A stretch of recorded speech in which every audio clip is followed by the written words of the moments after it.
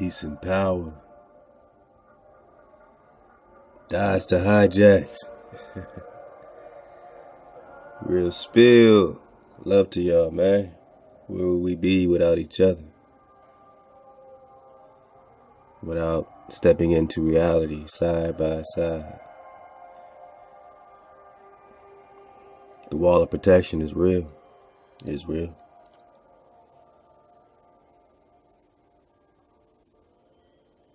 We're talking about lands beyond the pole. We're talking to the tribe, no matter how big of a subject this is when you deal with your orientation. And a lot of people have interest. You know what I'm saying? They come over here with interest. But you know what, man? We do this for the tribe. Because we got a feeling. We got a feeling. Come on. Come on. Don't leave me lonely.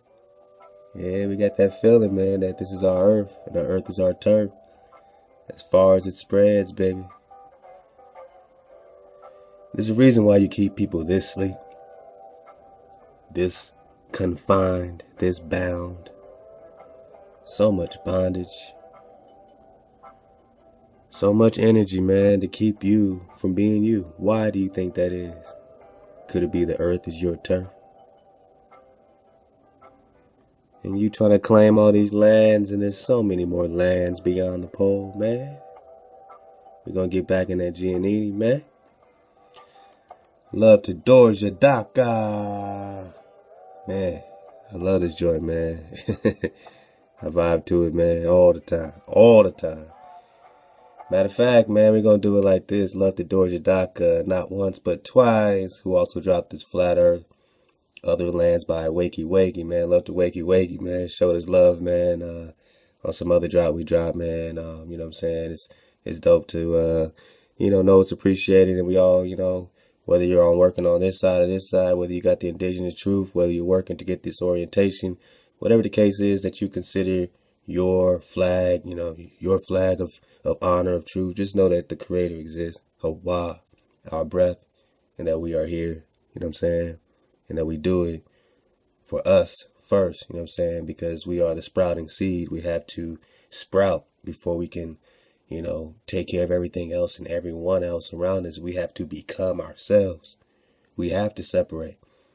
So never take it as anything other than us being tribal. It's a natural thing for us to separate, be tribal, activate. Then we can help the world and help whatever the case is. But without any orientation, we're lost. Without having the drop and knowing who we are, everybody's lost. So support us as we separate. Support us to be the tribe that we are so that we can affect things on a much higher level, man. So that is the design. That is the order. We are the 9. No need to bring hatred into it because we're all you got. So keep giving us love. Keep supporting the drop. Keep supporting J Stu, the crew, and the tribe, and you know what I'm saying? All of us, man, that are just, taking the time out to do this, man. Love to you, man. Everyone taking the time out to get the drop for real time, man. There's plenty of distractions going on, so you made it, man. You made it, man. You made it, dang it. All right. Love to y'all, man. So Flat Earth, Other Lands by Wakey Wakey. Let's get this before we get into that Giannini.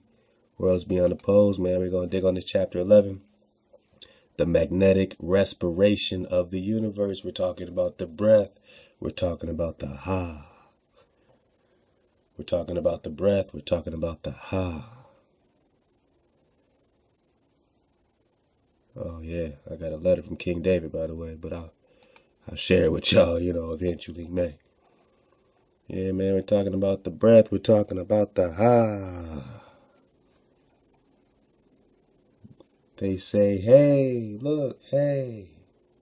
Hey is ha, ah, aha. We're talking about the breath. We'll be back in that pic, though, man. So, love to Wakey Wakey, love to Dorja Daka. Let's go. Dig on it.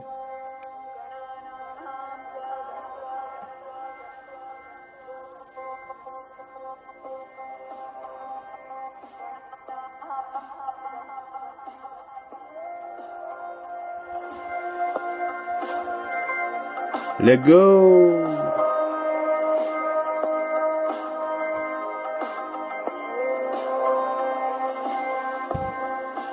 Hi there. Musings is a sort of mental gymnastics, a yoga for the imagination. It's needed. In the Flat Earth community, there are many who only repeat tangible facts, who only stick to Flat Earth proofs. But there are also some that muse. This is the difference between a scientist and a philosopher, but this sort of chat's for another time. So the Flat Earth community has been engineered in a way so it only talks of enclosed dome or an infinite plane. These are the words used. Nobody is really talking about other lands. My Vedic documentary presented the Vedic scriptures that contain detailed descriptions about the other lands. This documentary stopped two prominent flat earth enclosed domers from speaking to me again, but that's also for another time. I've come across some maps that need a further look. Monte Urbano lived from 1544 to 1613. His manuscript map of the world book was published in Milan in 1587 and added to in 1589. We can clearly see other lands at the southern edge. At the centre are the four Bargas Islands, but a unique shade of blue ink seems to have been added on top. Very strange. This blue ink is also evident near Brazil. And was this map tampered with? In other parts of his book, Monte Urbano clearly showed lands at the north, with rivers and mountains. No strange blue ink here. Green forests were presented on these giant bits of land, and yellow deserts. Also mountains. What is going on here? Here he wrote, Terra del Fuego, the land of fire. Wow. Yeah, I think we saw that on this map that we just pulled up, man. That has the India Superior on it. See if I can surf it up right quick. Here we go. No, it's sideways and it's small. Gotta tell you, gotta warn you. But as you can see, this is South America. This is what's called North America. But on this map, very small written right here, it says India Superior. So again, these are the Indias. Priest king of the three Indias. You see El Peru. Alright, so you see Peru. Right under that, I said, what's this land connected to it? I just said this on the last drop, I think. So, you know what I'm saying? Because we said, oh, Antarctica, it's just on the bottom. And like anyone could just come to Antarctica. But there seems to be a piece connected. Like literally you can walk from South America to another land. And that reminds me, man, let's just surf the wave. So again, this is called Terrestrial Fuego, or wherever he just said. Fuego, which he said had to do with fire. So the fiery land. Hold up, man. Let's see what he said right quick.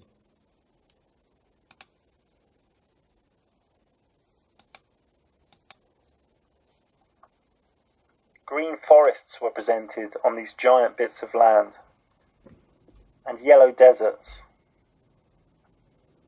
Also mountains.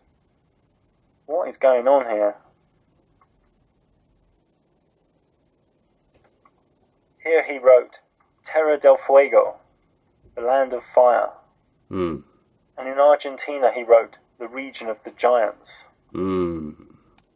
Argentina, region of the giants. So you have the Bolivia giant connection, then you have Argentina giant connection. So clearly, when we talk about Joshua and these Canaanites and these giants he was fighting, they're all over the place here. Now, Tierra del Fuego, he just said, land of fire. Then you got the land of giants, Argentina. Now, look what we're looking at. Still talking about South America. And here comes the Hyborian Gamer map back. Uh-oh. Yeah, I put it on the sideline for a minute, man. Just, you know, want to make sure it was appreciated before I brought it back, man. All right, again, this is a reality simulation out of Arizona. So is it play? I think not. I mean, they put a lot of work connecting this sort of Pangea situation, this connection that we've seen substantiated lots of times. But the interesting thing is that over here, where you have this so-called Africa, you don't see any of the, lands, and you don't see Egypt, you don't see Zimbabwe and all these, places. But when you scroll over, again, this is back to when things were still connected. So it's saying right here, when we talk about Atlantis being over here, so was Egypt. So was so-called Africa, and that's why these Morocco, Moabites, I keep calling this Northwest Africa, Northwest, or West Africa, or Mexam, you know what I'm saying? Because here you have Kim, you have the land of Kim, Khem, Kemet, Luxor, Neptune, and all these other lands, the haunted pyramids, Sukhmat, and that's over the Kush. This is the land of Kush, Kush, as you can barely see it, where you have that capital city of Meroe, connected to Timbuktu or Timbuktu. So you have Mali and Mansa Musa here. Now you're connecting that to Montezuma and these, gold, kings of gold, this Solomon, these Prester Johns and all that kind of stuff like that. You got the Amazon right here. And again, you have the Thoth Amon spell barrier. So Thoth was rocking obviously here. This is Atlantis, right? He went from Atlantis, he said, to the land of the hairy barbarians, which was way over here in Barbaria. And that's when he set up all this stuff in the 18th dynasty over there. But it started out, my people, right here, which is what they're digging out the Grand Canyon. That Egypt is right here. You're standing on it. The Black Kingdoms, Black Coast, Amazonia, all right? Horace Butler told you that. And rocks crying out. Now, under all this in South America, it's not really mapped out, but it just says down here, land of no return. So beyond the Thoth spell barrier is the land of no return. Now right on top of that is Zimbabwe. Again, there's no Zimbabwe in this Africa that they're selling you. This seems to be a more recent correlation. Because this Zimbabwe is here. Punt, P-U-N-T, is here. Whatever this is, Keshan. Can't really see that one too. Where you got Darfur, Timbuktu. Alright, and then you got the land of no return. So, let's go back to this weird little map I had over here. My little sideways joint. Where it says terrestrial fuego.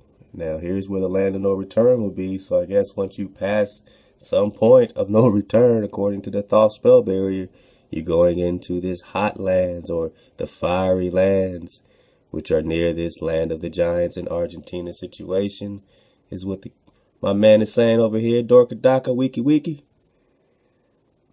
Wakey wakey. On these giant bits of land.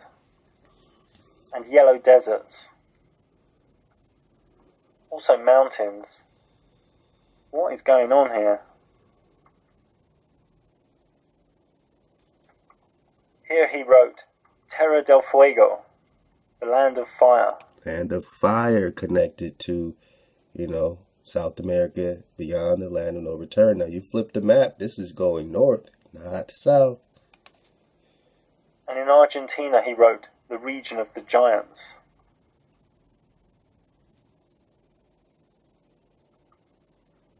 Again, we can see mountains and land.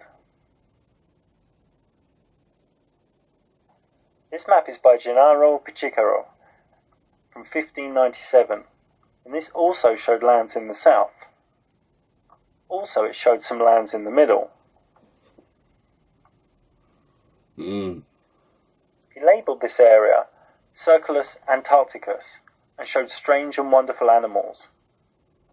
Now, maybe exotic animals like... Notice he's saying Circulus Antarcticus, as if this is a circular wall. Now, what's beyond that wall?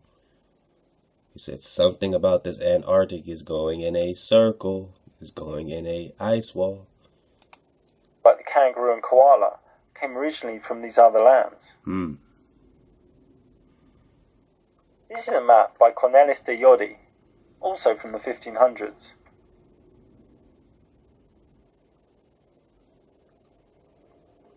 He also showed the Bargus Islands in the North Centre. If we zoom in, we can see place names, settlement names, rivers. These are So you hear about a lot of movements, man. Go back to the center, do this, do that, man. You know what I'm saying? Hey, man, you know, if you get escorted there, cool. You know, right now we don't know who and what is operating, you know what I'm saying? But something is there, something's been, you know, mapped out, you know what I mean? And, you know, what's been preserved there. If it's some type of magnetic mountain, then at some point it was the magnetic tree. And if the tree's been cut down and someone's occupying the mountain, like you see in little animation movies and stuff like that, like Angry Birds, you know, now they're at this magnetic mountain. You know, it's all fallen angel stuff because they're enjoying the mountain being a mountain. You need to meditate on your trees being trees, your mountains being trees. That is your habitat, that is your oxygen, that is your size, that is your health, and that is what's happening. Surely once explored lands. On this Mercator 1569 world map, it shows lands to the north, with mountains and rivers.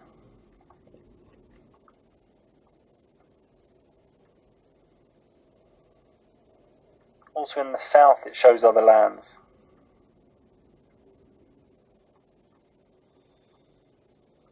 And in the corner it also shows these islands at the north.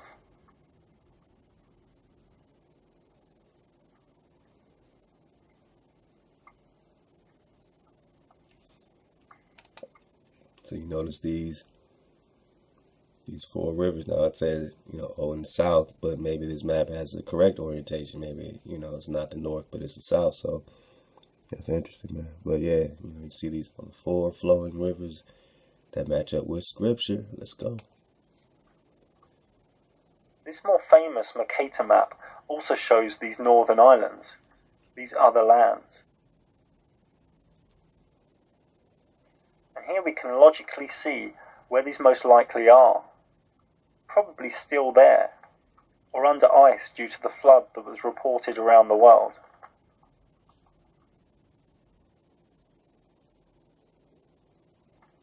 Some Russian dude here says there's a magnetic mountain in the centre. He calls the middle Rupes Nigra, and states that Mercator thought it had magnetic powers. Here are some other maps that also contain these islands at the north.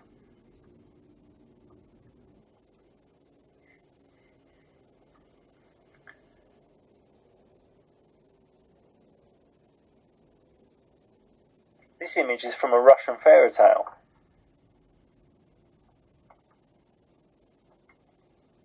And this image, found on a similar Russian website, claims this art depicts ships from Hyperborea in the north. Mythical land. Moving on, Frank Herbert, the author of the cult sci-fi book Dune, was a Freemason, and in his book Dune, which has many esoteric and mythological connotations, he has a flat earth map with many lands.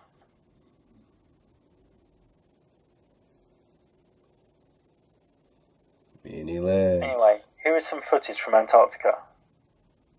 And you might wonder, what are sand dunes doing in Antarctica? It's not the first Sand. Let's go. place in the world that you expect to go to find sand. Antarctica is the coldest, windiest, and driest continent on Earth. Dry.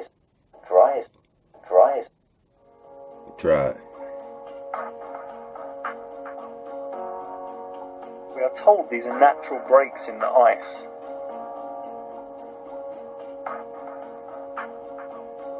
It looks kind of man-made to me.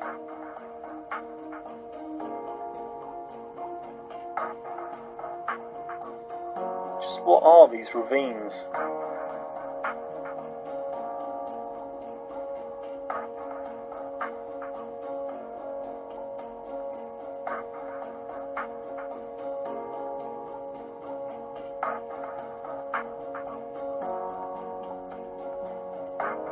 Don't look too natural to me.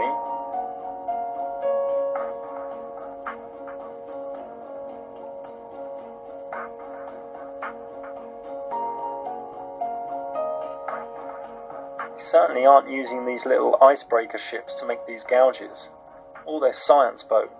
Quick, send a science boat to the ice. What are they doing down there? What are they researching or doing? There's certainly a bunch of machinery and projects going on.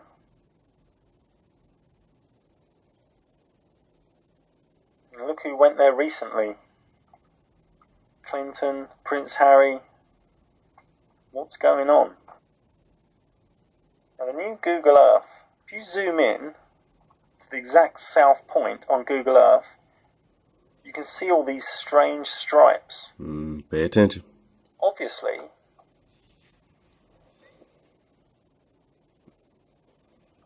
these aren't photos or satellite images.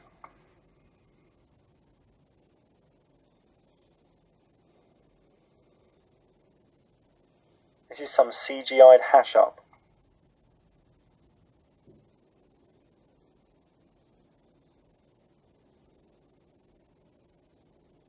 How strange this is.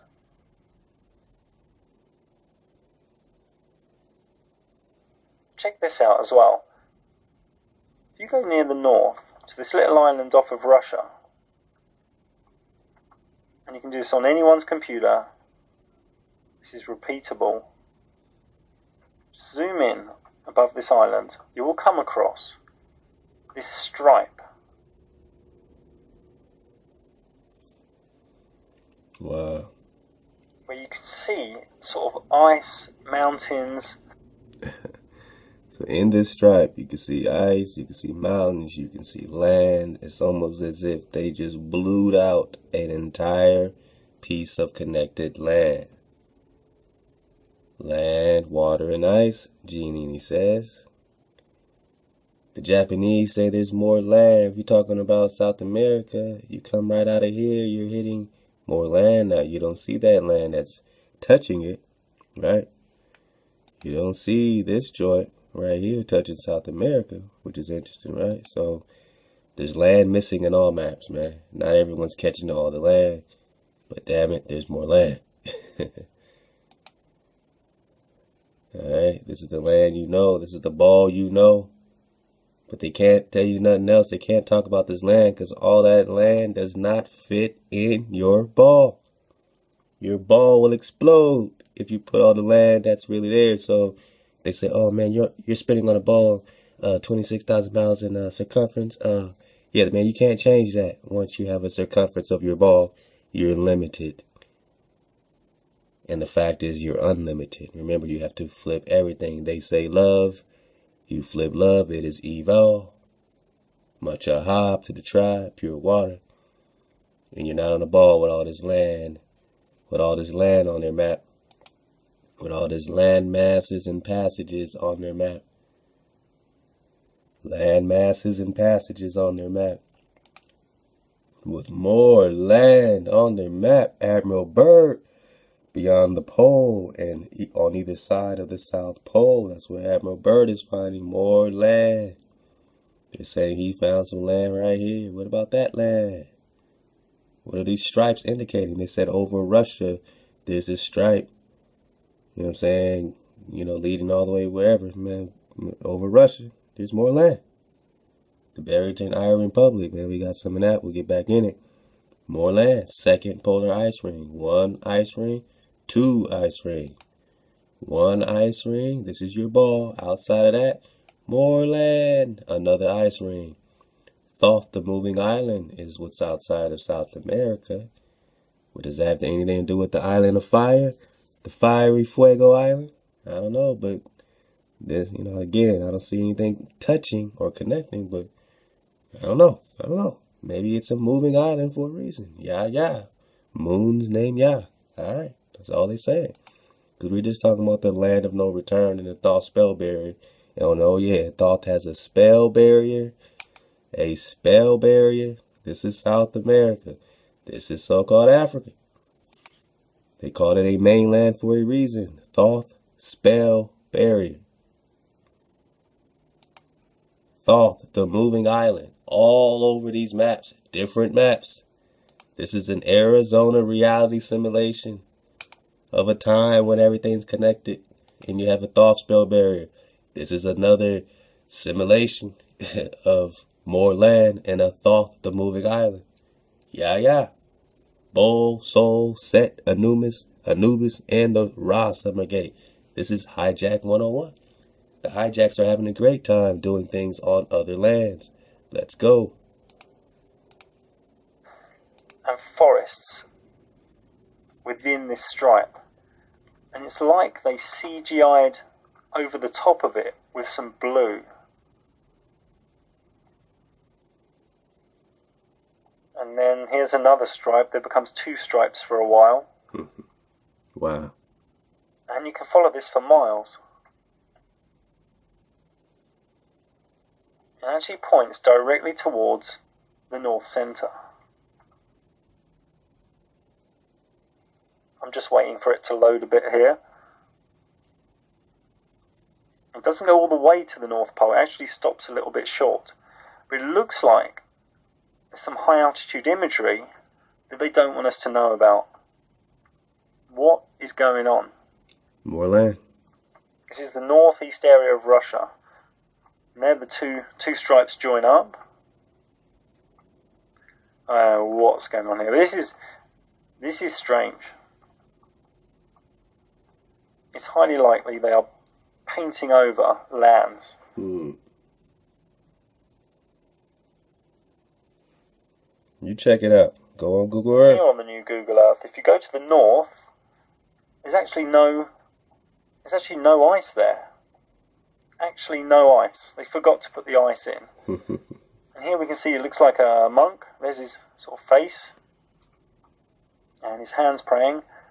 And there we can see a sort of snake. Here we go, if we turn it a bit. There we go. Don't know if you can see that. Like a monk praying. If we turn it round, there's like a face. There's the nose. All global nonsense, really. It can go away. Okay, so we have the maps clue. We want to now digress and look at another clue related to there being more land. In this realm we know, the mainstream known Earth, there is a mass amount of antipathy from an elite. They create ill health and make money from it. They create biological killers in humans and make money from it. They put deadly injections into children while lying about what is inside. They kill people and lie about it and make money from it. Cancer is not a disease, but a fungus that thrives in acidic environments. Acidic. So you have to get this acidic out of your diet. They lie about what is healthy to eat and drink and make money from it. So with all this wild antipathy, why would we believe these people's microspace cartoons? The main explanation from mainstream medicine is that disease comes from heredity, something given to you that you cannot change, or from viruses, something you catch from another. When they zoom into viruses, all they show us is microspace CGI. They even link the microspace hoax with the outer space hoax. Philip Sabatier also tracks viruses by satellite, thanks to the expert eye of Antonio Guel. Wow. It's all cartoons. It's a hoax. Through the poisons of GMO pesticide food, refined sugars, vaccines, and body-altering chemicals disguised as medicine, a change occurs in the human body, making the body a petri dish for funguses and for parasites to easily thrive in. And medical illustrators create cartoons out of their own interpretations of what they see. Some of the important things to think about when you're interpreting data from the microscope is, do you understand your sample well enough to be able to interpret what you're seeing? There's just a lot of information. In fact, you could almost say that you're going to be overwhelmed by information when you get to the ultrastructural level. And unless you really know your sample well, then this information could actually be misleading. In the shocking book Nutrition and Physical Degeneration, written by Weston Price in 1939, Price found that the tribes that haven't been touched by modern man's food were very healthy, had no cavities, had perfect dental arches, and face-nose formation.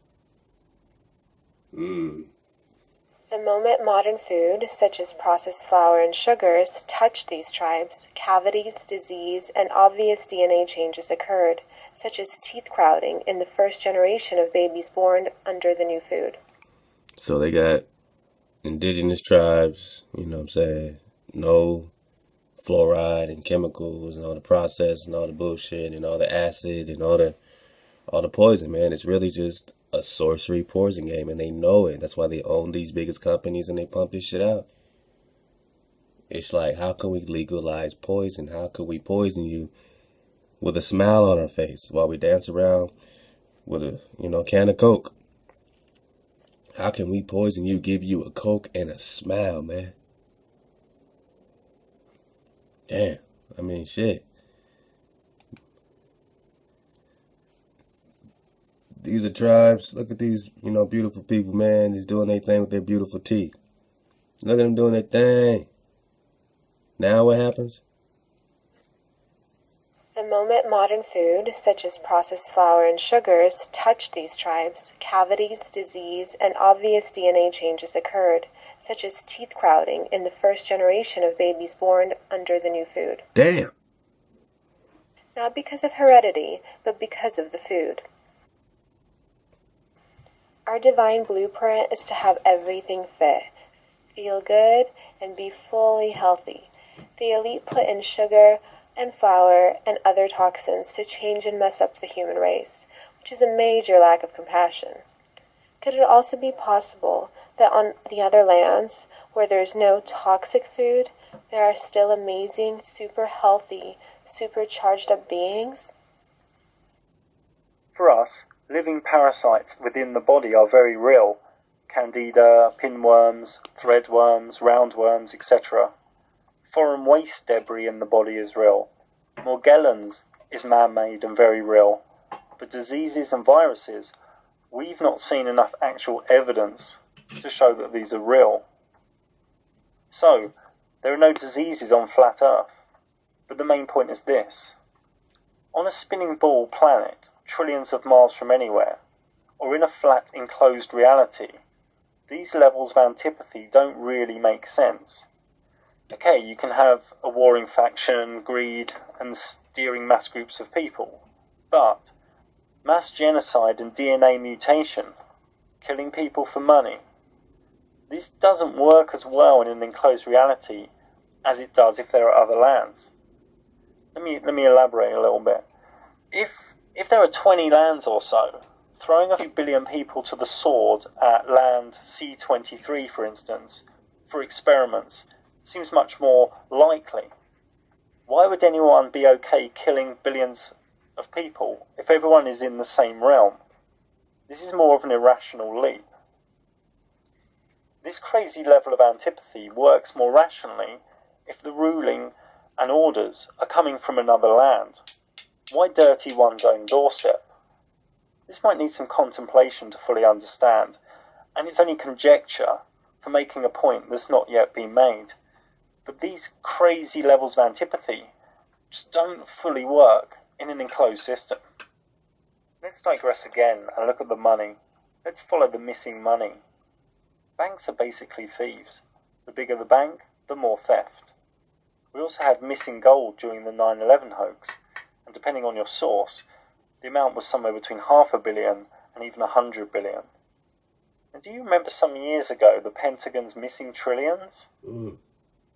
This 6 trillion was very well reported.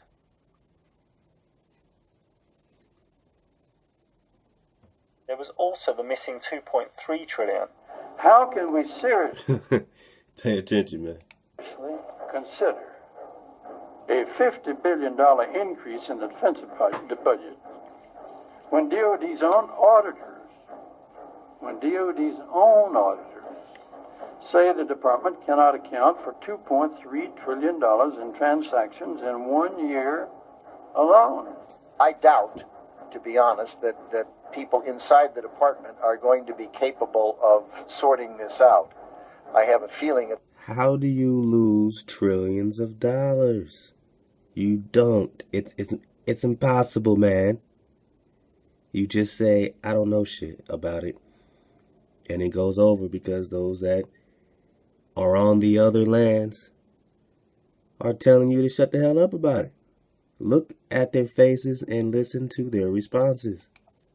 It's going to take some folks from outside to come in and look at this and put in place a process that over a period, and I regret to say, but I've seen how long things take. I think it's going to take a period of years to sort it out, and I think it'll probably take the cooperation of the Congress to try to get the system so that you can actually manage the financial aspects of that institution rather than simply report on things that have happened. It's a terrible record, and it's preposterous that the Defense Department doesn't know what's happened to this money. There was also the missing $9 trillion. Well, I have a copy of the Inspector General Act here in front of me, and it says, among other things, that it's your responsibility to conduct and supervise audits and investigations relating to the programs and operations of your agency. That's correct. So I'm asking you if your agency has, in fact, according to Bloomberg, extended $9 trillion in credit, which, by the way, works out to $30,000 for every single man, woman, and child in this country. I'd like to know, if you're not responsible for investigating that, who is? We have responsibility for the Federal Reserve's programs and operations, audits, to conduct audits and investigations in that area. In terms of who's responsible for investigating, would you mind repeating the question one more time? What have you done to investigate the off-balance sheet transactions conducted by the Federal Reserve, which, according to Bloomberg, now total $9 trillion in the last 8 months? I'll have to look specifically at that Bloomberg article. I'm not, I don't know if I have actually seen that particular one. That's not the point. The question is, have you done any investigation or auditing of off-balance sheet transactions conducted by the Federal Reserve? At this point, we're conducting our lending facility project at a fairly high level and have not gotten to a specific level of detail to really be in a position to respond to your question. My time is up, but I have to tell you honestly, I am shocked to find out that nobody at the Federal Reserve, including the Inspector General, is keeping track of this. Yeah, so they just lost $9 trillion. I was down the back of the sofa. Then we have the old Federal Reserve chief not knowing where large lumps of money went. That helps bring down interest rates in the global market for dollars. And meanwhile, we're not lending to those banks, we're lending to the central bank. The central bank is responsible for repaying us. So who got the money? To financial institutions in Europe and other countries. Which ones? I don't know. $500 billion and you don't know who got the money? But since Obama got in with his Wall Street mates, there was a tight lid put on the Fed and the Pentagon. So nobody knows how much has gone missing in recent years. But I'm pretty sure the trillions are being siphoned away from honest human beings. NASA have a budget of $19.5 billion a year. So let's say only about $50 million is spent on Photoshop, Facebook, YouTube, actors, and fake launches. So that leaves, well, $19.45 billion. Pretty much all of it. And this recent footage from SpaceX could only have cost about $5,000 or so, as they didn't even film the landing. Just check this out and look at the levels of mind control that are going on. It looks like we may not have a continuous video feed from the drone ship right now. Like we said, this is expected. We don't currently have direct line of sight with that drone ship. We only have a satellite link, and as it gets down kind of close, that Merlin engine can vibrate the satellite link. And sometimes we can lose video. So just stay put here. We're going to let you know.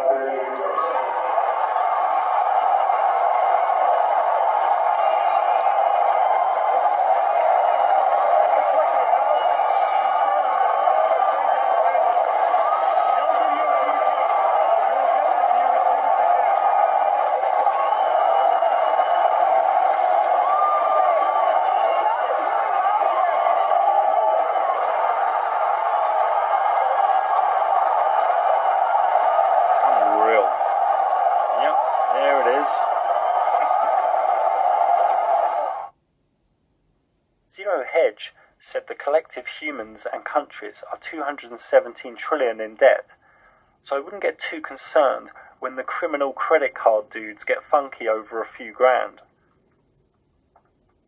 Just want to point out here that 1 billion is 1,000 million, and that 1 trillion is 1,000 billion.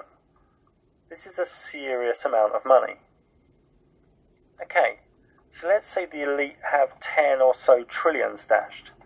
A 500-person elite can only buy so many houses, boats, jets, cars and whores. That would only come to a few 100 billion or so. Let's say a few more 100 billion are going on nano projects, chemtrail projects and Antarctica projects. That still doesn't even cover 1 trillion. So where is this money going? You only need a few billion to look after your offspring, family and legacy for generations.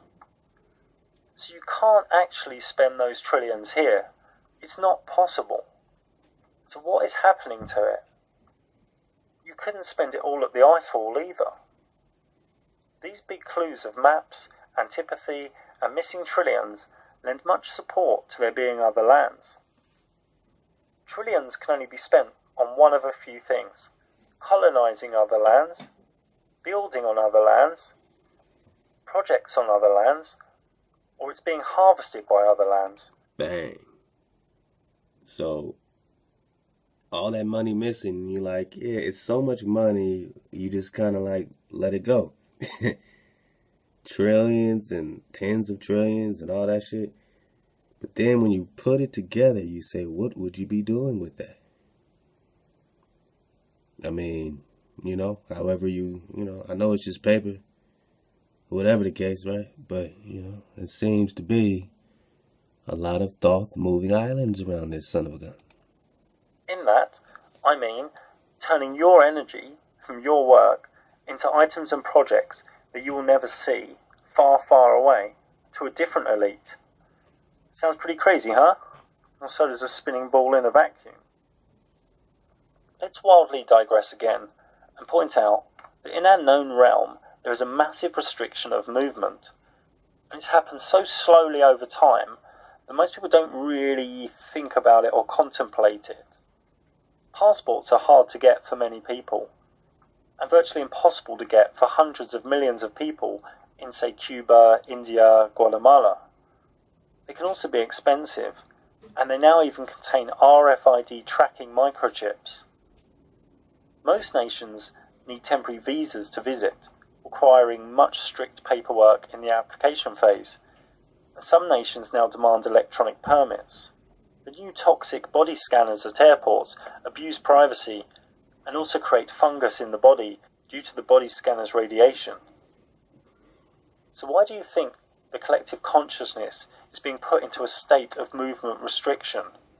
Well, if there are other hidden lands, and if it's hard to move about, and travel is insanely regulated and controlled, it's much less likely people will be exploring where they shouldn't. Recent movies lend themselves to other lands too, such as Maze Runner, Moana, and Room. So maybe there are many other lands and realms, and this is just one of them. Just imagine it. Just imagine it. We're talking about an infinite plane. We're talking about an infinite creator. One thing's going on over here. Are these your stars? Each is likely to have its own sun, or a reflection stroke prism. When we get back into this Giannini, he's saying everything's connected, right? Land, water, and ice. You don't see spherical anything. It's connected. It's perspective. It's the way, the light show is connected. But when you get out, everything appears to have its own, like you said, its own sun, its own situation, its own, gaseous, sky gas is what Giannini calls it. It's all connected. Look at, one realm that you're in. Where do they go when they launch off in their little SpaceX and they launch off to outer space? Are they just literally going out of one ice patch to another piece of land, over another ice patch to another piece of land? And of course, we know there's lots of water and stuff and dry areas in between this. This is just, somebody's, out of somebody's head. But yeah, man, we're talking about the ice. This is a Japanese map found in some Japanese cave about 1,000 years ago or so. Second polar ice ring, so you're having more of these, land pockets. Alright, so now you can sort of get a picture. You can apply it when you see this right here. What are we talking about? Couple more minutes. Output from a single sun we all share. In a way we can't yet comprehend. Are these your stars? But in a way where the sun is individualized for each observer. And maybe other lands help to explain the anti-crepuscular rays that on rare occasions can be seen opposite the setting sun. I saw my first anti-crepuscular ray recently and I was freaking out. Maybe the scores of YouTube channels all screaming it's the Jews, it's the Jesuits, it's the Masons, are each only partly correct. Maybe it's some other group on another land. If we are just on land Moore's on Mars, C22, on a plane of many lands, it makes it easier to just experiment with it, easier to harvest it. Chemtrails are a massive black project. It must cost them a few billion. What if they are actually blocking the sun to stop the ice melting, to stop us knowing about other lands?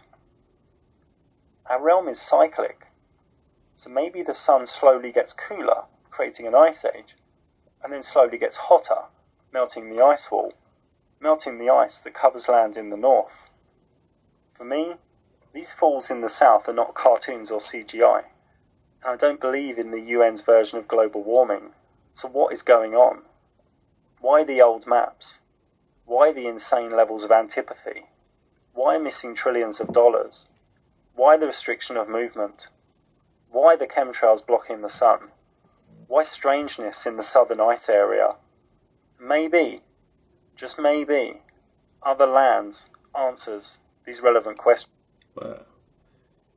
And when we get to it, and we connect it all, you say, what is our inheritance? What is our promised land? Is our promised land then going to be our promised land now?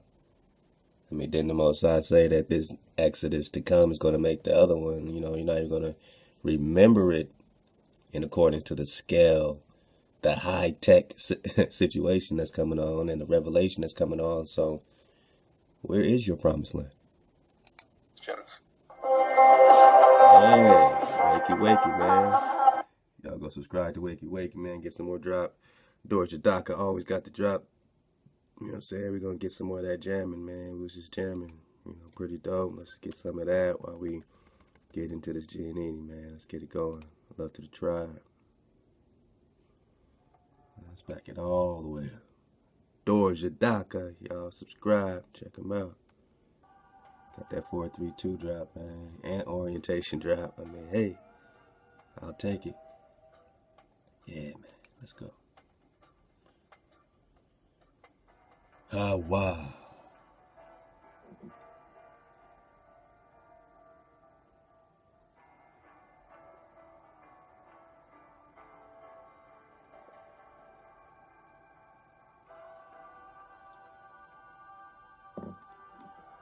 Wow. Alright, we're in chapter 11 of Worlds Beyond the Poles. You can dig on it in the library. Let's go. The magnetic respiration of the universe. Let's get it bigger. Alright, so areas of the flywheel universe shown in figure 2. Chapter 2 could readily be drawn to the cylindrical. Then every connecting land area of the celestial and terrestrial could be undulated through the power of every area's magnetic energy. The undulating would be toward and away from the sun, and the sun would be moving in its unchanging course along the entire universe structure. The sun's perpetual journey along the universe course would be that of a paternal supervision for the universe whole. Hence the Earth's daily movement, so-called. Alright, let's keep reading. In conjunction with similar movement of all celestial areas would be toward and away from the sun's path. Such movement would account for day and night, The sun's continuous movement along the universe course would, at one season of the terrestrial year, be toward the terrestrial area. At another period of the year, it would be moving away from terrestrial areas. So the sun has a course, just like the book of Enoch says. Just like Joshua made the sun stand still, you are not going around it. It has a course around you. Moving toward and away from the terrestrial will be equivalent to the sun moving in the same course, but moving slower in the summer months than in the winter months, and both conditions would be equal to the sun's remaining always on the same course, but dispensing greater solar energy at one season of the year. Either of the three conditions will adequately explain the experienced seasons in the longer and shorter days of our terrestrial year. The same condition would produce the same results for other areas of the universe whole. They too experience long days and short days and seasons, and their periods of night and day vary. This undulating movement of the terrestrial area and all other inseparable areas of the universe whole may be linked or likened to the individual's breathing, or expansion and contraction of the lungs, There are no variations in speed or intensity of individual breathing under normal conditions, and there is at other times an abnormal breathing which may be drastically slower or faster depending upon individual condition.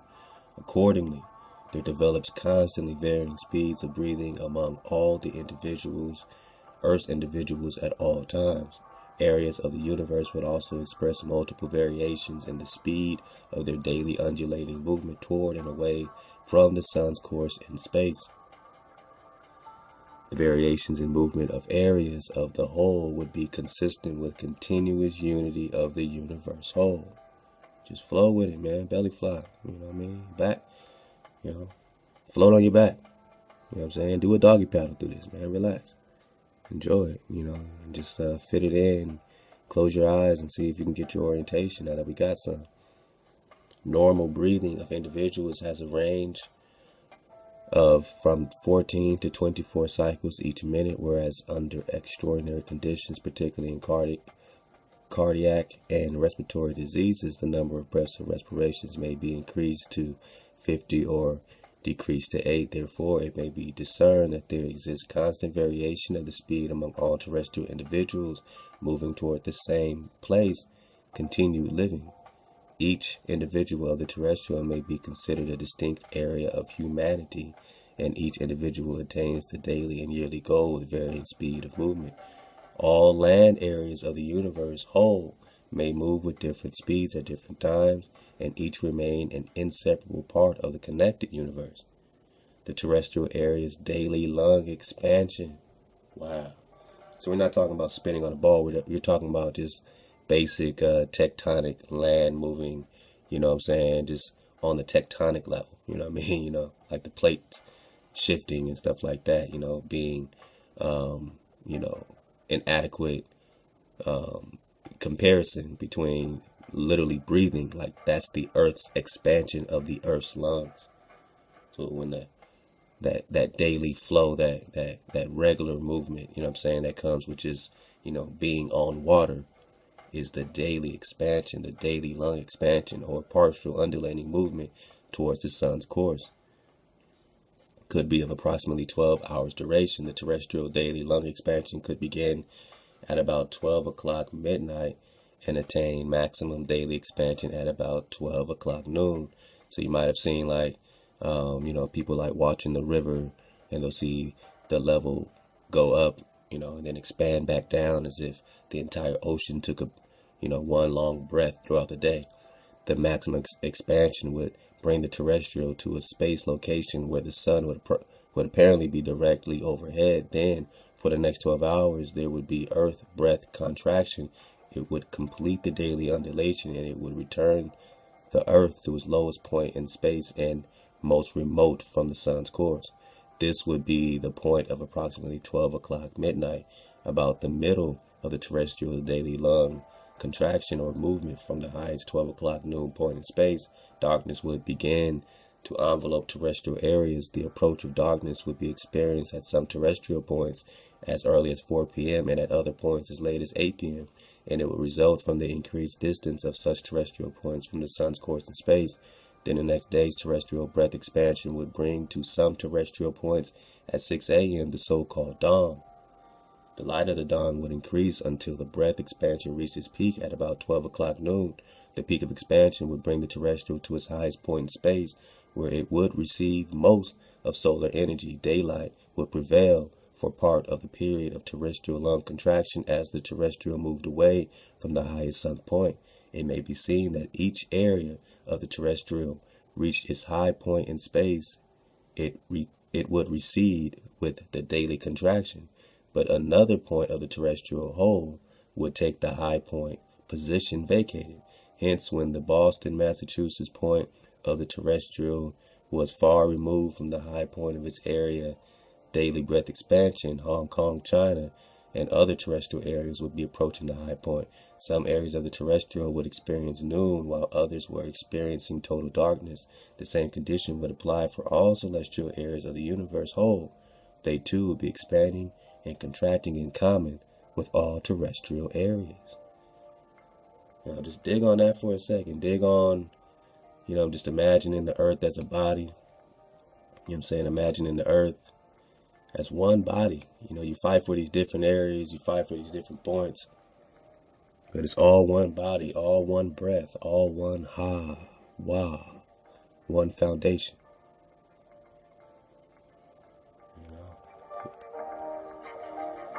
It's a lot of information. Just, we take our time around here. So, don't come here for a quick pick. We vibrate. We always have a flow.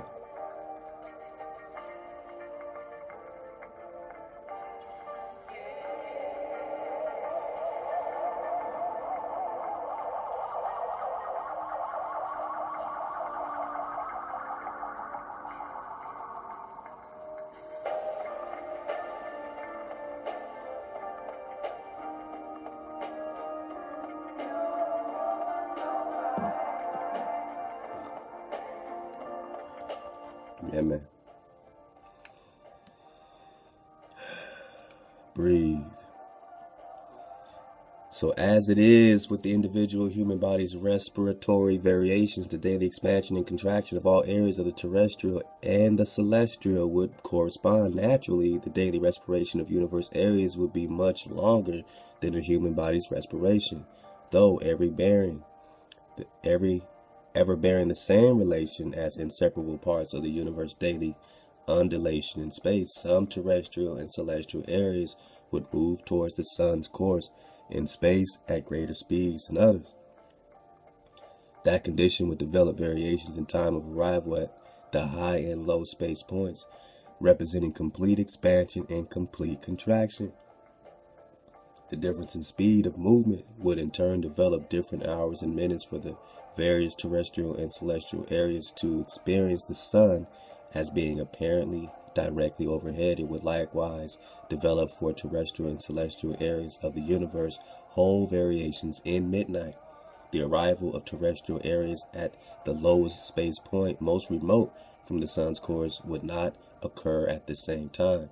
Hence, it can be understood that 12 o'clock noon would not apply to all terrestrial areas, and that would hold regardless of what movement the earth and the sun prescribe. Many terrestrial and celestial areas would factually experience noon at different hours and different minutes of the hours. The theory of globular isolation, the theory of globular isolation, that you're on some isolated ball, makes allowance for such times or such differences in times, but 12 o'clock noon is accepted throughout the terrestrial as a matter of convenience. The following word illustration of the comparative movement to be observed at terrestrial level seems pertinent and may assist visualization of the daily universal undulation. One can readily visualize a frail craft as it participates in the rolling water motion of a calm lake or river. Visualization of the same craft obliged to participate in the violent wave and upheaving motion of a turbulent body of water will materially assist mental comparison of values. It can be discerned that in the case of turbulent water, The bow of the frail craft may be almost upright in space, while the stern could be on the surface of the water. Thus the craft would be seemingly standing on end, and every other area of the craft hull from bow to stern would occupy a different position in space while retaining unity with the craft. The mental portrait of terrestrial and celestial land areas, making a unified daily undulation on the broader ocean of infinite space, may be enlarged as follows. Add to that single craft 100 or 1,000 similar craft. Have the bow of one scraping the stern of a connected craft along the entire length of undulating craft comprising the whole. Each craft and every part of the craft would reach its necessary high point or position in the relative space where the undulation prescribed. The highest point to be attained in space away from the water surface would not and need not be the same for all parts of all craft comprising the undulated whole. Each craft and its various parts would in time return to a momentary position of even keel or near even keel on the surface of the water, and any change of speed for the undulation would affect the time spent by various parts of the undulation at low water surface point and the high space point. The highest point to be attained in space away from the water's surface would correspond to the highest point to be attained by certain terrestrial and celestial areas in their daily undulation toward and away from the infinite space path representing the sun's course, and the lowest even keel or near even keel position to be attained by all boat parts would be symbolic of the terrestrial and celestial land areas, lowest point of daily undulation toward and away from the sun's course. So this is something you can play back, you can, you can visualize, you can just let it just flow, you know what I'm saying? But just each time we get through this, I think we may have covered this chapter before, you might get, a broader connection, a broader perspective of things. Some parts of the combined terrestrial and celestial areas of the universe whole would, like the undulating boats, reach the high space point simultaneously, but never could all parts of the unified terrestrial and celestial daily undulation attain the high point at the same time. The same holds true for the completion of the daily undulation, which brings every area of the universe whole to the lowest point in space away from the sun's course. That point would be midnight, but under no circumstances could it be 12 o'clock midnight for all areas of the combined terrestrial and celestial at the same time. Accordingly, all up movement to the highest or sun's course point in space infinite will represent the daily course from midnight to noon for terrestrial and celestial land areas. The second phase of the daily undulation would be away from the high sun's course point in space toward the lowest point in space. That would be movement from the high noon point to the low midnight point. Time would have no bearing on the situation, though the time of arrival at high point and low point would vary for areas of the undulation. The arrival at high point would be noon for each area, and arrival at low space point would be midnight for that area. The foregoing demonstrates how day and night could be experienced without any necessity for isolating the earth and other realistic land areas of the universe. The universe can survive as a unit, and every land and sky area of the universe can continue to be connected, yet every area of the universe whole can prescribe daily movement away, toward and away from the sun. In a consideration of the seasons, it is shown that the sun in its yearly course would be directly over some terrestrial and celestial area at certain points when the universe whole was prescribing its undulation toward the sun's course in space. The undulating approach of various universe areas to the sun's course would not imply that the sun was in fact overhead. For the majority of the universe areas, the sun would be anywhere but overhead for the greater part of the year, regardless of the sun's apparent overhead position. Direct relation to the sun and direct relation to the sun's course are quite different conditions. The former provides direct perpendicular benefits from the sun when it is the least distant away from the particular universe area, whereas the latter condition would permit only of the sun's benefit at any angle, and the increase of angle would increase the sun's distance from a particular area. Therefore, the day's length and the seasonal change of areas would be influenced not only during the brief yearly weeks when an area had direct perpendicular relation to the sun in its course. The change would also be felt for a period while the sun in its course was approaching direct perpendicular relation to any area, as well as when the sun was moving on its course away from a particular area. As the sun moved in its course, there would develop for other terrestrial and celestial areas the same seasonal change. It would be experienced as the sun approached a perpendicular relation with such an area, and the change would be most marked when the sun had reached direct perpendicular relation. Then, as the sun continued on its course away from the perpendicular relation with the particular area, there would develop another seasonal change for the particular area. Thus, some terrestrial and celestial area would be entering their summer season, while numerous other terrestrial and celestial area would be entering their winter season. Some areas could be simultaneously experiencing the longest day of summer, while other areas receiving sun benefits at the angle when the sun was most remote from such areas would be experiencing the shortest day of winter. There would thereby result variations in the exact time of direct sun for the different universe areas along the sun's course of inconceivable extent. Such could be the development between the sun and all areas of the universe whole, even while every area of the whole could be seemingly bearing the same daily relation to the sun. However, the seeming condition would develop from each universe area daily movement toward and away from the sun's course. Though a particular area might seem to be approaching the sun could be at its most remote sun course point from the area. The appearance of direct sun could prevail at such a time and place, but the benefits of direct sun relation would be absent. The terrestrial equatorial area and the corresponding celestial equatorial area or torrid zones would result from the fact that such areas would reach the highest point in space on the universal undulation, making for the day and night of all areas. But the torrid zone areas would never reach the lowest point in space most remote from the sun's course, to which temperate zone areas would be obliged to move. Like the undulating bolts of the illustration, the torrid zones of the universe would reach only the point of oblige through the function of the universal undulation to reach absolute even keel for areas of the boat, the water surface.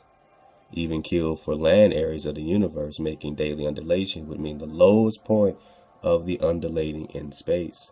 The daily participation by torrid zone areas in the universal undulation toward and away from the sun's course would be sufficient to ensure day and night change for such areas, but because of the added advantage of their location on the universal undulation, their daily movement or dip away from the sun's course and toward the lowest midnight point in space need not be as sharp as that of other areas, and their speed at such time and place could be increased so that they would get away from the low space faster than temperate zone areas of the terrestrial and celestial do.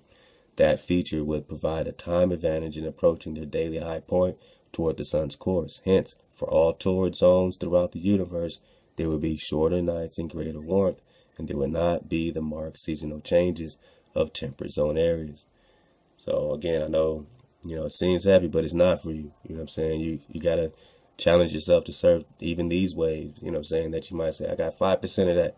We'll play it back. You might get 7%, 9%, 17%. Keep, digging until you can get more and more through the orientation, even if it seems kind of scientific. All right. But some of it's visual and some of it is just, grasping and just, seeing what they're talking about. So we still got to read this stuff. We still got to see what they're writing, especially those that are really, digging in on an infinite plane scenario and lands beyond a pole. On the other hand, the frigid zones or polar areas of the universe would hold such placement on the universal undulation that they would have to reach the lowest possible space point in the undulating movement of the particular area of the universe. Undulation would be barely perceptible when compared with the movement of other areas. Hence, for half of the year, their movement of ascent in space to the highest point approaching the sun's course would be negligible, and it would result in the 6 months of darkness and near darkness characteristic of frigid zones. During the other 6 months of daylight or approximation thereunto, the same frigid areas, terrestrial and celestial, will hold a relatively stable position toward the highest universe undulation point in space. The position of frigid areas during that period of universal undulation will provide proximity to the sun's course, permitting sunlight to prevail. However, during the period of high space point occupancy, the frigid areas having 6 months daylight will not experience a direct perpendicular relation to the sun in its yearly course. No area of the universe can experience that period of direct sun relation, but the continued 6 months propinquity to the sun's course will be sufficient to provide the condition of enduring daylight. Therefore, the frigid areas of the universe would have sufficient summer angle relation to the sun for a measure of daylight. Beyond that of other areas, they would be deprived of direct overhead relation to the sun during that period. Hence, they would not be provided the measure of heat lavished upon tropical and temperate areas during a period of the same part of the same period. In other words, as the frigid areas held their highest undulating point or proximity to the sun's course, it would not represent the high space. It would not represent the high space point of temperate or torrid zones. It would permit reception of sufficient sun force to ensure continuing light, but the angle of that reception would prohibit the intensity of heat received by temperate and tropical areas during part of the same period when they were at their highest point of undulation. Hold on, let me get my battery straight.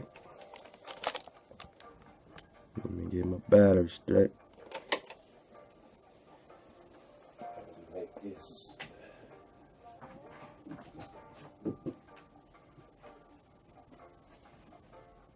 Alright, getting ready for our dismount here, so make sure we're good, so we can get it right. Get our Nadia Comaneci on, right? So there would be other conditions influencing seasonal changes of the year for terrestrial and celestial areas participating in the perpetual universal undulation toward and away from the sun's course in space infinite. There may well exist a very definite influence that would result from lack of consistency in the sun's dispensation of energy, which produces light and heat, or at least substantially contributes thereunto over terrestrial and celestial land areas. It could be that the sun's dispensation of energy varies from time to time. At times, some areas of the undulating universe whole would be receiving less of solar energy than at other times. Such a condition could develop from the fact that at certain times reached their sun's course point of summer, the sun would be emitting less energy than it did when other areas arrived at corresponding position in space. That factor would offset the benefits such areas would normally receive as a result of their direct relation to the sun and its course. A comparable condition could influence the winter period of various terrestrial and celestial areas. They could be benefited by the sun's increase of energy dispensation, and there would be modification of the winter code of such areas. There is no criterion that dispensation of solar energy does not vary in quantity or in quality, but there is ever indication to sustain the premise of periodic change in the sun's dispensing of energy. Hence, the location of connected universe areas. You just got all those connected planes, those connected areas, connected universe areas on the universal undulation, and their angle of relation to the sun would influence climatic conditions, seasonal change, and the length of days. The speed of movement in attaining and holding high and low space points nearest to and most remote from the sun would likewise contribute to the seasonal change and the length of terrestrial and celestial days, and the periodic difference in the measure of dispensed solar energy would also mirror conditions as an influencing agent. Let's get a couple more pages. Another complicating possibility is that the sun, while making its yearly rounds of the universe, all right, so the sun has its course. Along its course, performs a secondary movement away from and return toward the constructed universe whole. That would make for periodic increase of distance from terrestrial and celestial areas to the sun's course. Hence, some universe areas could be expected to benefit and others to lose benefits by the secondary sun movement changing the sun's course. It would depend on their location in the universe whole. Accordingly, to consider a secondary movement by the sun, the conditions to develop from a difference in the sun's dispensation of energy would be expected to develop even though the energy remained constant at all times and for all areas of the universe whole. That secondary movement would be the equivalent of periodic modification and intensification of energy dispensation. Further, the sun may veer from its course in conjunction with periodic modification of intensification of the solar energy dispense. There is no criterion within the extensive domain of astrophysics and its assumptive mathematical values to deny such possibility. Infinite mathematics may reign supreme in the universe of the mathematician, and they may dictate the function of such universe, but the universe of their application has been proved alien to reality by realistic modern performance. Astrophysics has no formula for the direction or directional activity of cosmic rays within our immediate stratosphere area of infinite space. And since the stratosphere area is only the distance of a few miles journey over the Earth's surface, there certainly cannot be real determination of energy dispensed by the sun at its assumed distance. And if a gauge of the solar energy dispense was to be had, it could have application only to the time of measuring the energy dispensed. It could not gauge the energy dispensed ever over a 12th month period. All right, 12-month period. And the gauge could apply only to the immediate area where measurement was made. By no stretch of the imagination could it be considered to apply to all areas of the universe whole. In view of archaic theories, assume movement of an illusory globe Earth, the illusion of a globe. There is nothing sensational in the possibility here projected that the sun may perform a secondary movement to sustain a postulate which isolates the Earth and disrupts the realistic universe. The Earth is considered to make a primary daily movement on its imaginary axis at a rate of 1,000 miles per hour, and it is assumed to make a secondary movement in its yearly course toward the sun at a rate of 6,000 miles an hour. 6,000 miles an hour, man. You feel that movement? You feel it? You feel it? Observe the flywheel universe in figure 2. It is stripped of the illusory lens produced curves shown for the inner and outer sky areas of its companion. Figure 1, it conveys how the free sun could veer from a direct space path during its yearly course over the constructed universe whole, and that the periodic departure from course could take it any number of miles away from the created universe. There is no way of illustrating where the temporary sun path would be, but the secondary movement away from the universe would be in a way realized by drawing a line from the illustration stratosphere center toward one looking at the illustration. There would be no purpose in drawing a line from the stratospheric center toward any side of the universe illustration. Therefore, with proper application to the physically connected and continuous universe of figure 2, in which the globular deceptions of figure 1 have been eliminated, one will be able to visualize every land surface area of the universe undulating toward and away from the sun's course in space. The sun's course may be considered to extend through the center of the illustration. From the point where the sun is shown at the top of the flywheel, it would move through the dark stratosphere area of the illustration. It would travel the entire length, and it would return along that length. Regardless of what the sun's precise position may be, every undulating area of the universe whole would retain its relation to and physical continuity with the universe whole and to the universe undulation toward and away from the sun's course. The result would be the same if the sun's placement were in the center of the dark stratosphere area of the illustration, from which point it would complete a yearly circling of the illustrated universe circumference.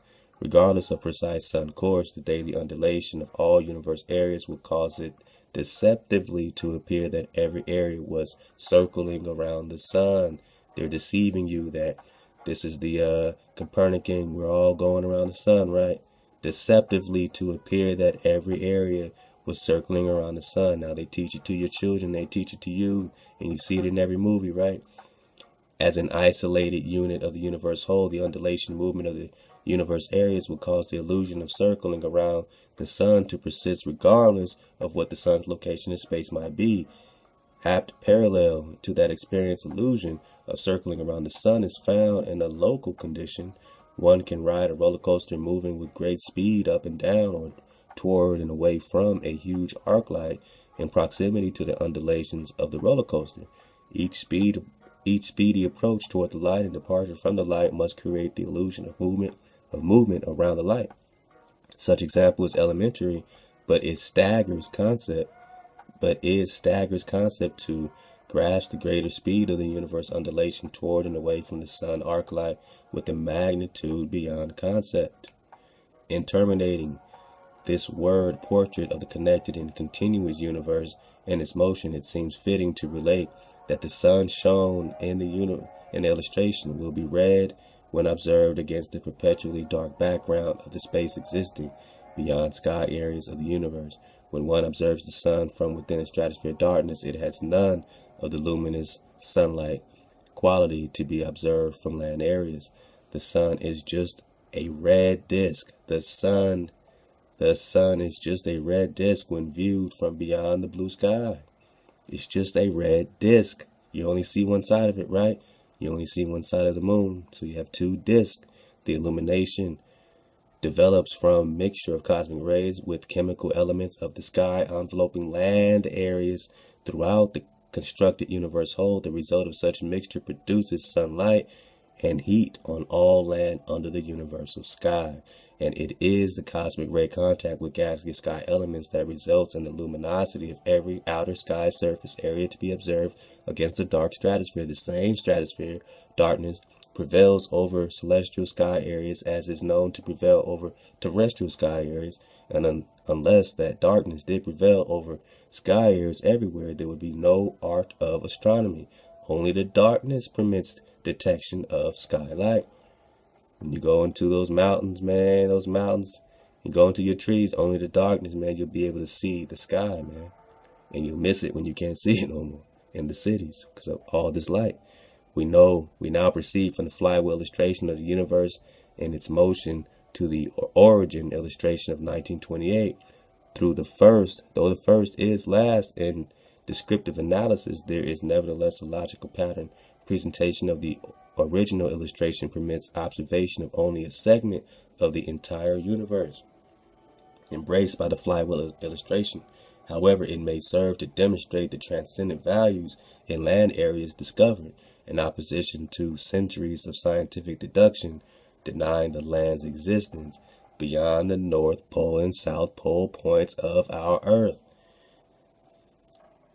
In opposition to centuries of scientific deduction denying the truth of the land's existence.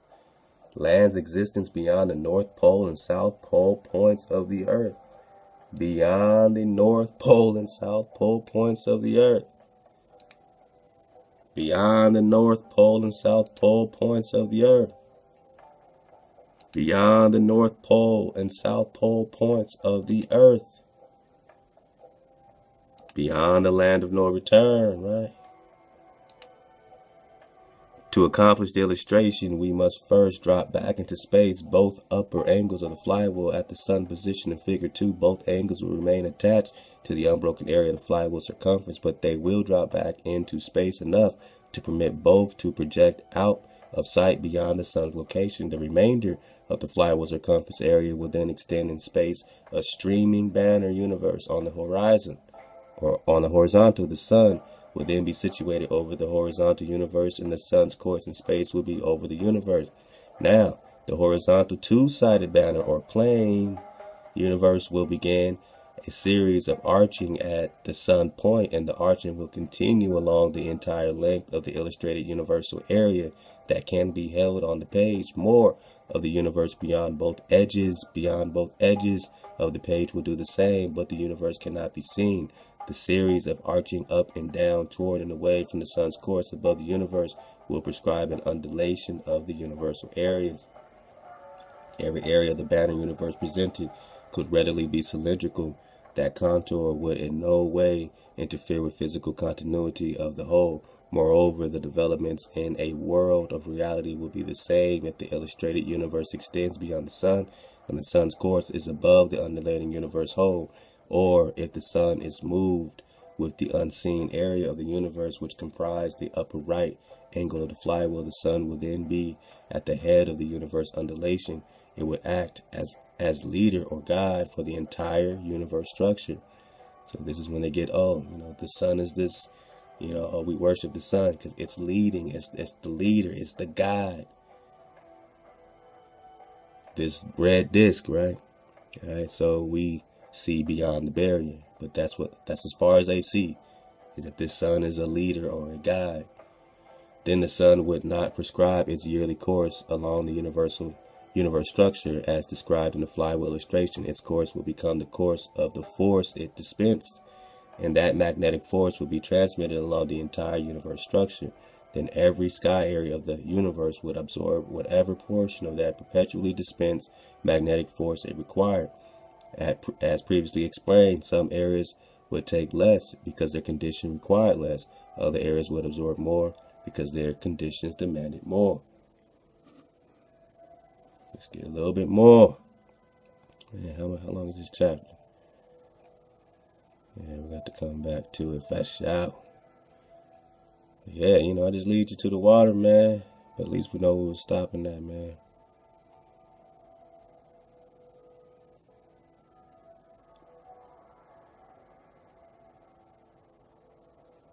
Oh, man, get into some good stuff here.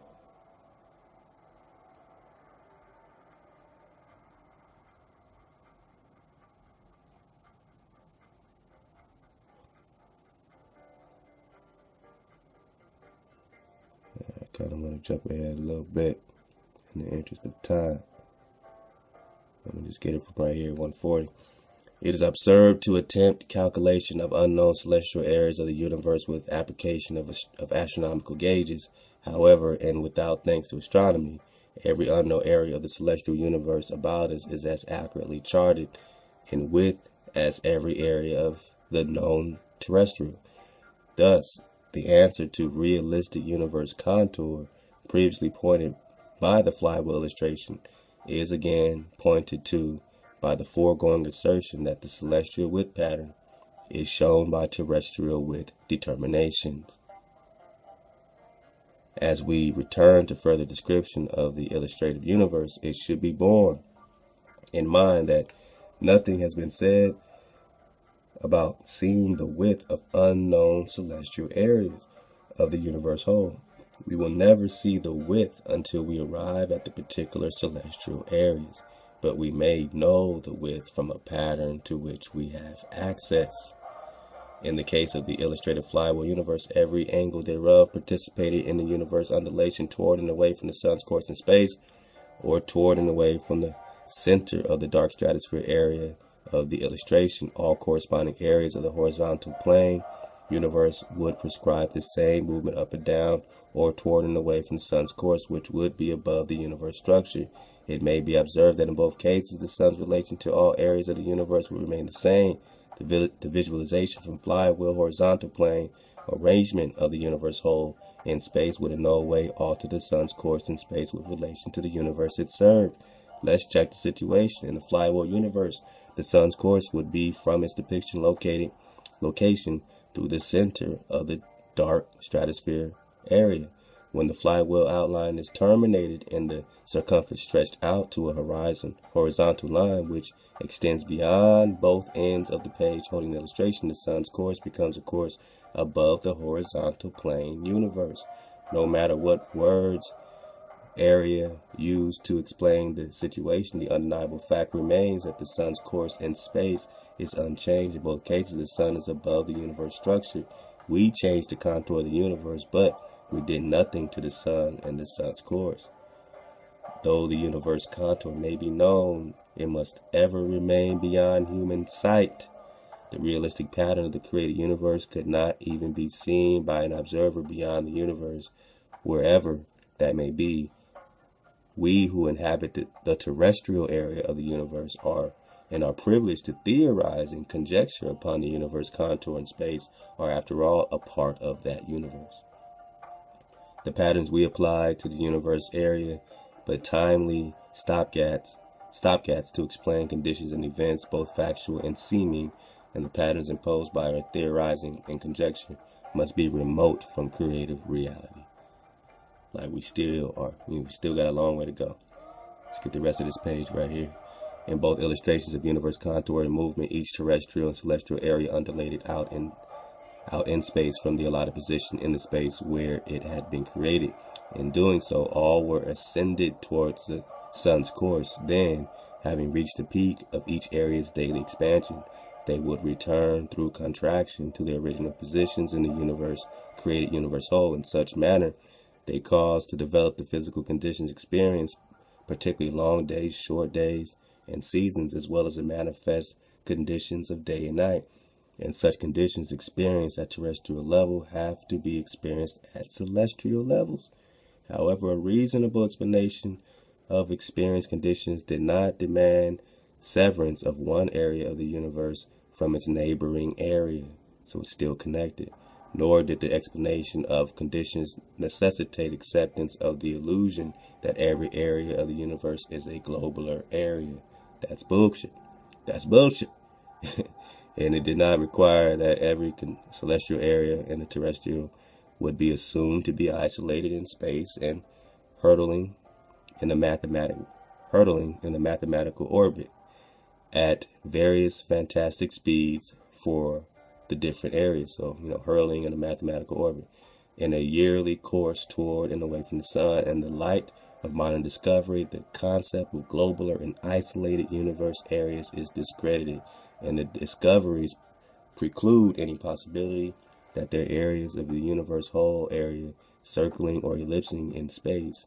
Hence, the undulating movement of the universe as a connected whole presents a much more reasonable explanation or expression of creative ingenuity, and it fits into the pattern of modern discoveries. If we as insects of the created realistic universe,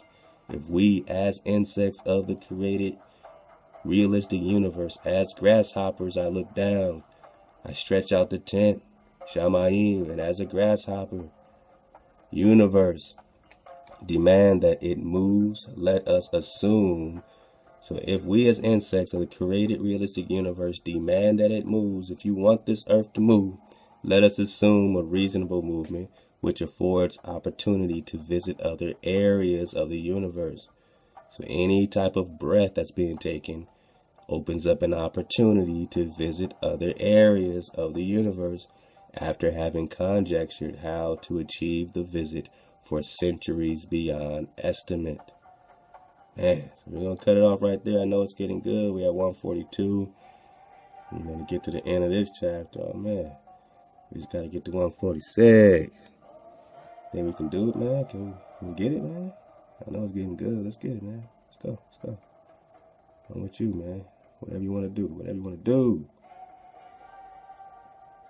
As previously related, there exists not a single creative manifestation of energy at work where circling or ellipsing actually takes place, though there are examples without number where such circling or ellipsing seem to be performed as a result of the lens function and the ensuing deceptions. The consideration is not to be confused with the mechanics of man, in what a profusion of wheels and globes perform their definite function of circling or revolving. There is no mistaking their movement. It would not be possible for them to move otherwise, but they are far removed from celestial mechanics. The revolving man-made mechanics, expressive of man's mechanical ability, confirm all that has been related concerning the origin of man's globular illusions of the celestial. for it was the circular structure of the human lens which inspired man's construction of corresponding circular instruments, concave lenses, on concave lenses. But the instruments were formed by man to require a circling movement, so they made them specifically for the illusion and no other movement. It was the structural form of the optics lenses which demanded that man view every area of the universe as globular and therefore isolated. Hence, the universe had to appear deceptively to be comprised of many millions of isolated areas. Deceptively appear to be comprised of many millions of isolated areas. Deceptively. Recent discovery confirms that the terrestrial area of the universe whole did not escape the disease of lenses. It's a lens disease, a lens flare. It too appears as many millions of isolated globular bodies adrift in space. God did not fashion it in such a manner. Man was incompetent to fashion it in any manner, but the lens did fashion it in the image and likeness of the lens. Realistic creative expressions of energy conform to the waving and bending motion, and a series of waves would present an undulation, but unfortunately for human progress, the waving and undulating motion presents the illusion of circling when viewed at sufficient distance under certain conditions. There are light waves, heat waves, sound waves, color waves, heart waves, brain waves, and others. There are each and every one realistic manifestations which can be recorded. Some can be seen, others can be only detected by extremely sensitive instruments. Carried to the ultimate, there are spirit waves which, at least at times, are discernible. They can be weighed and recorded, and they can, under appropriate conditions, be seen in transit. Come on. Energy. This has to do with pure energy. Here we go. And its factual expressions in the world of reality. And if one might have conjured the rainbow at the mention of color waves, it should at once be eliminated from the category of pure energy. The rainbow formation is created by the lens expressly for the lens that is observing it. The rainbow, or any tangent of a rainbow, has parallel with the so-called curvatures of the earth, and as this work describes, the earth's curvature must exist for the lens because the lens created the curvature in its own image and likeness. The inclusion of spirit waves and the reference to energy manifestation seems to require some explanation.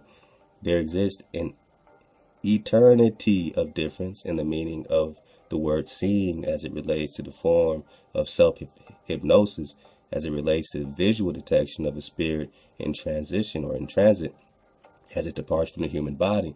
Self-hypnosis represents the customary seeing of spirits. It is the mental projection rather than the visual detection, and the word transit should be qualified to have an application only to the brief interval when the human spirit departs the body.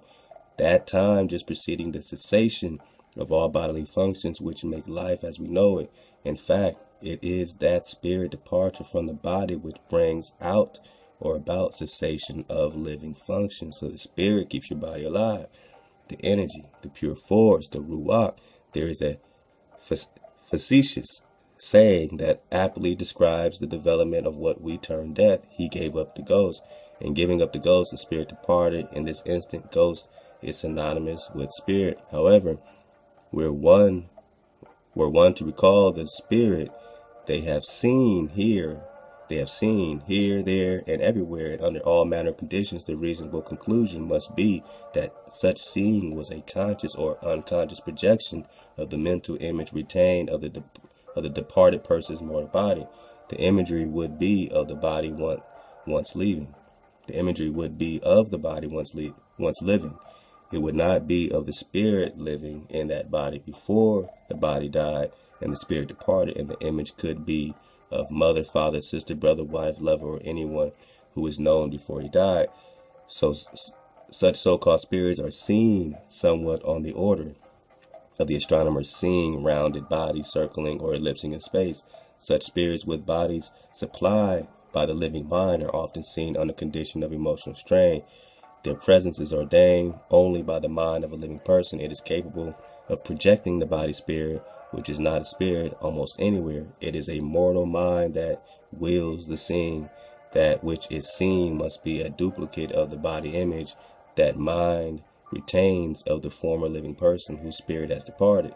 The spirit of that previously living and known body is no doubt a resident of the unknown spirit domain, and the spirit, because it is a spirit, is without physical characteristics identifying the body in which it formerly abided.